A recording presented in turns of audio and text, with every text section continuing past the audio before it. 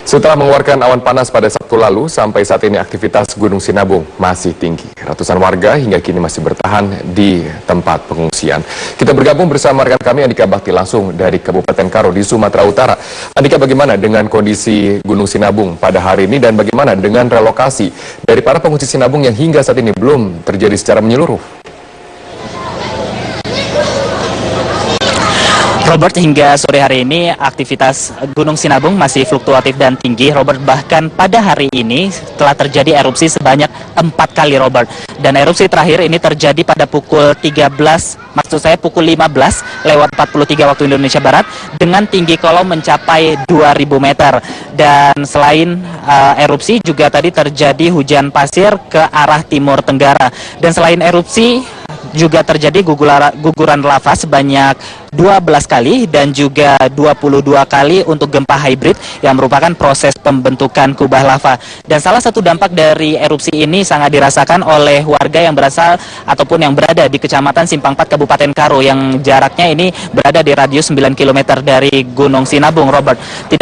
Tidak banyak yang bisa dilakukan warga di sana selain membersihkan badan jalan dari abu, kemudian rumah mereka dan lahan pertanian mereka ini sudah sangat tebal sekali abu yang menyelimuti.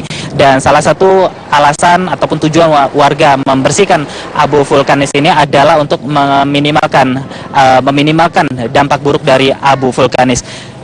Kemudian Robert, saat ini saya berada di salah satu penampungan yang ada di Kabanjahe, Kabupaten Karo, dan di penampungan tempat saya berada saat ini ada sedikitnya 338 kepala keluarga yang masih bertahan di posko penampungan. Tapi untuk mengetahui sebenarnya seberapa banyak saat ini warga terdampak erupsi Gunung Sinabung yang masih bertahan di posko pengungsian, saat ini saya telah bersama dengan Bapak Johnson sebagai Sekretaris BPBD Kabupaten Karo. Selamat sore Bapak, mungkin bisa diceritakan sebenarnya sejauh ini ada berapa desa yang warganya diungsikan gitu Pak? Ya, nah saat ini kami dari BPBD Karo mengelola 9 posko pengungsi dari 9 desa. Dan untuk keseluruhan itu ada sekitar 9.000 jiwa. 9.000 jiwa dari 9 desa gitu Bapak. Kapan mereka akan direlokasi Pak? Untuk yang di posko pengungsian yang 9 desa ini ada 2 kategori berdasarkan rekomendasi vulkanologi bahwa 3 desa akan direlokasi dan 9 desa lainnya ini dalam evakuasi, artinya bagi status gunung normal mereka akan kembali ke desanya. Ya, jadi khusus yang 3 desa ini akan direlokasi. Nah, berarti ada 3 desa yang akan direlokasi. Mereka ini sebenarnya sudah berapa lama sih berada di penampungan, Pak? Sejak kenaikan status lagi pada April 2015 kemarin ada kegiatan evakuasi sehingga saat ini ada 9 desa. Andainya sampai saat ini sudah kita akan upayakan mereka akan ditempatkan di Huntara dan sebagian akan diberikan sewa rumah, sewa lahan karena begitu kehendak dari masyarakat. Apa sebenarnya kendala yang dialami oleh pemerintah? Mengingat ini proses relokasi ini cukup lama Bapak, karena ada yang di penampungan ini sudah ada yang 2 tahun lebih, hampir 3 tahun, bahkan ada yang 5 tahun ini di penampungan. Ya, untuk relokasi kita ada keterbatasan lahan pemerintah di Kabupaten Karo ini karena banyaknya itu kawasan hutan negara. Tapi berhubung karena izin Kementerian Kehutanan belum juga keluar, akhirnya kita membuat program relokasi mandiri yang artinya masyarakat kita suruh mencari lahan sendiri untuk mencari di mana mereka akan ingin tinggal, itu yang akan kita bayar. Gitu. Oke, berarti warga ini akan direlokasi secara mandiri yang artinya mereka harus mencari lahan. Dan saya mendengar informasi bahwa satu kelompok warga ini sudah menemukan lahan di Desa Lingga. Itu tindak lanjutnya seperti apa? Untuk itu kita serahkan kepada masyarakat sendiri, jika memang itu niat mereka akan kita lihat bagaimana memang status tanahnya memang tidak ada silang sengketa, ya silakan saja masyarakat akan kita bayar, itu memang kehendak mereka. Oke, berarti untuk warga yang akan direlokasi ke Desa Lingga itu secepatnya akan dicairkan dananya seperti itu Bapak? Ya, jika tidak ada lagi hal-hal yang mengganggu proses ya. Berapa besarannya biayanya? Untuk setiap kepala keluarga yang untuk relokasi mandiri tahap kedua itu akan diberikan 110 juta untuk bangunan rumah dan lahan pertanian. Oke, terima kasih Bapak penjelasannya. Nah, Robert, itu yang dijelaskan tadi adalah untuk relokasi tahap kedua. Sementara masih ada relokasi tahap ketiga yang baru bisa dilakukan setelah proses relokasi tahap kedua ini selesai. Dan warga yang saat ini berada di tempat saya berdiri saat ini adalah warga yang berasal dari desa Sukanalu yang masuk dalam relokasi tahap ketiga, yang artinya kita belum mengetahui kapan mereka akan direlokasi karena menunggu relokasi tahap kedua selesai dilakukan. Robert. Baik, terima kasih Andika Bakti atas informasinya langsung dari Kabupaten Karo, Sumatera Utara. Sementara itu, penanganan warga korban erupsi Gunung Sinabung hingga kini belum benar-benar rampung. Masih ada ribuan warga yang menanti kepastian janji relokasi dari pemerintah. Tewasnya 7 warga desa Gamber, Kecamatan Simpang 4, Kabupaten Karo akibat terjangan awan panas guguran Gunung Sinabung Sabtu 21 Mei lalu membuat persoalan relokasi korban Sinabung kembali mengemuka. Berdasarkan rekomendasi PVMBG, desa Gamber yang berada pada radius 4 km puncak kawah Gunung Sinabung masuk dalam zona merah atau daerah berbahaya. Namun karena keterbatasan lahan, proses relokasi terhadap 1.683 kepala keluarga berjalan lamban. Kini pemerintah Kabupaten Karo tengah mematangkan proyek relokasi tahap 2 bagi warga yang tinggal di area berbahaya. Rencananya relokasi kali ini bersifat mandiri dengan mempersilahkan warga menentukan lokasi lahan dan bangunannya sendiri. Pemerintah akan memberikan bantuan dana pembangunan melalui pendampingan pihak ketiga yang sudah masuk dalam APBD 2016. Ini kan relokasi mandiri, silahkan kepada mereka warga, silahkan kepada masyarakat. Nanti mereka yang kerja dan mereka tentukan lahannya, fasilitas pasung dari pemerintah nanti memfasilitasi mengenai infrastruktur dan sebagainya. Itu maka disuruh berkelompok supaya bisa pemerintah masuk di dalamnya. Harus sendiri nanti susah pemerintah masuk.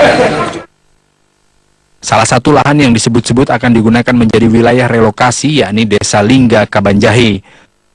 Rencananya di lokasi seluas 17 hektar yang berjarak lebih dari 7 km dari puncak kawah Gunung Sinabung akan dibangun hunian untuk 1.600-an warga dari 4 desa, yakni Desa Gamber, Guru Kinayan, Kuto Tonggal, dan Baras Tepu. Meski demikian, warga mengaku hingga kini belum mendapat kepastian rencana relokasi tersebut.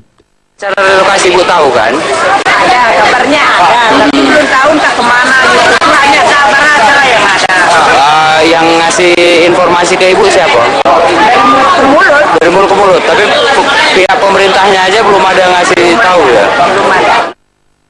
Sebelumnya, pemerintah telah membangun relokasi pertama, yakni hunian tetap di atas lahan 450 hektar di hutan Siosar bagi 370 kepala keluarga dari 3 desa, yakni Simacem, Berkerah, dan Sukameriah. Dari Kabupaten Karo, M. Harizal, Rinaldi Tarigan, Metro TV.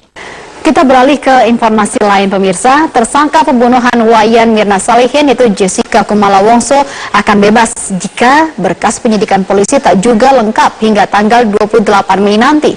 Setelah 4 kali bolak-balik, saat ini berkas Jessica masih berada di tangan Kejaksaan Tinggi DKI untuk dipelajari. Meskipun telah 5 bulan berlalu, namun hingga kini kasus kematian Wayan Mirna Salihin belum terang benderang.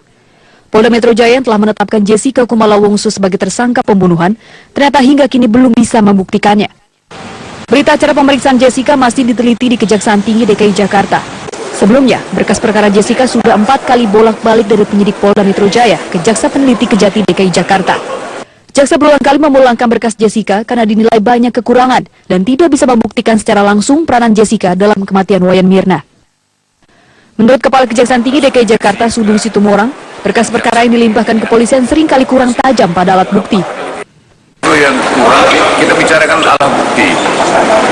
Alat bukti itu kan kualitas daripada alat bukti itu tidak tajam lagi.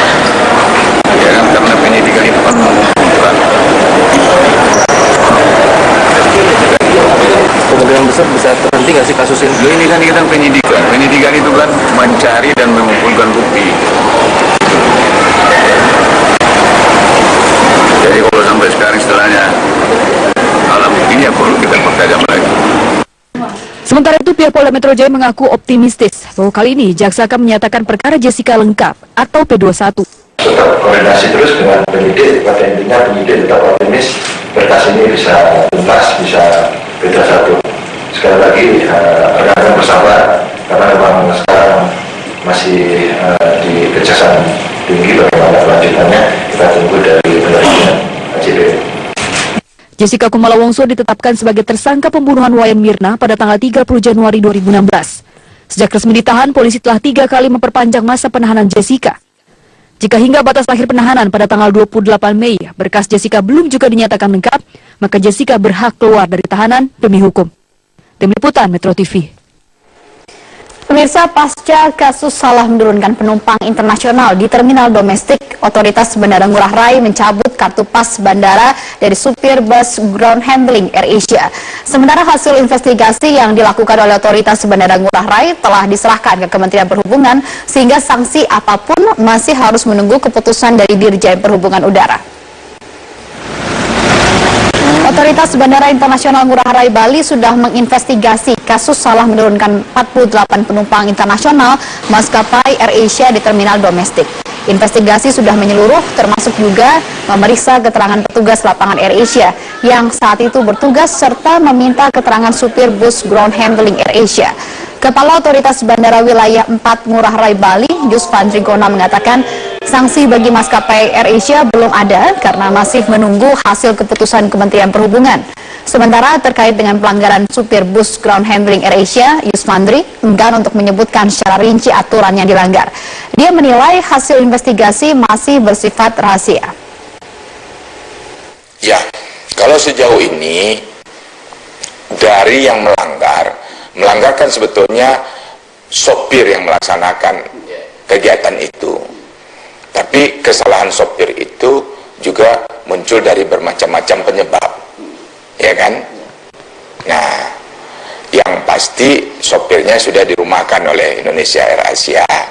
Kami pun sudah mencabut pas bandar udaranya, jadi tidak bekerja lagi sampai selesai keputusan yang ditetapkan dari Kementerian Perhubungan, ya kan?